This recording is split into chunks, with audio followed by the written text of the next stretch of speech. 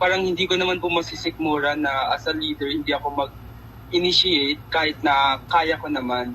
So, as a nominee for the Vice President, ayun, sige po. As a nominee for Vice President, gusto ko pong malaman ninyo kung saan ako nanggaling at ano na po yung naipakita ko po sa mga past leadership experience ko po. So, from recent to latest po, I am Associate Chief of the Department of Programs and Events of the Sovereign Youth Alliance. It is an outside po, outside the PNU, and a member of Office of Programs, Project Management Committee naman po of the ASEAN Youth Advocate Network, or the AYAN. And currently, I am serving the General Secretary of the PNU POS, and I am a former Term 1 class president of TEDPATS 16 Animo.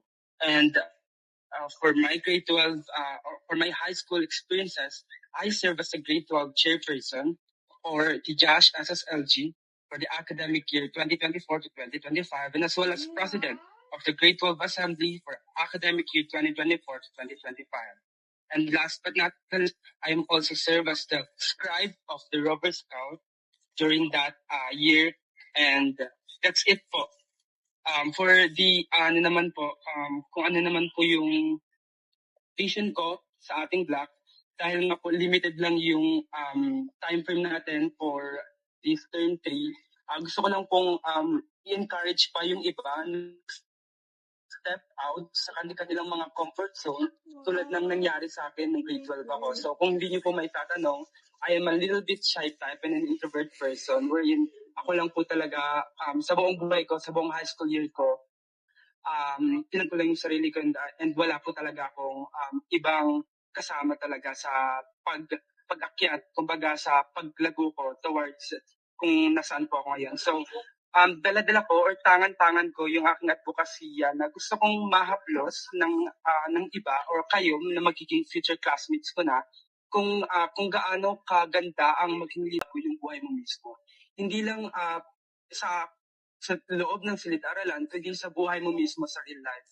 Kasi kapag maging leader, magkakaroon ka ng sense of responsibility sa buhay mo, and it affects all your aspects sa buhay. Kung mapasyon leader ka sa loob ng paaralan and a normal stuff ng bahay, ma-apply mo yung pagiging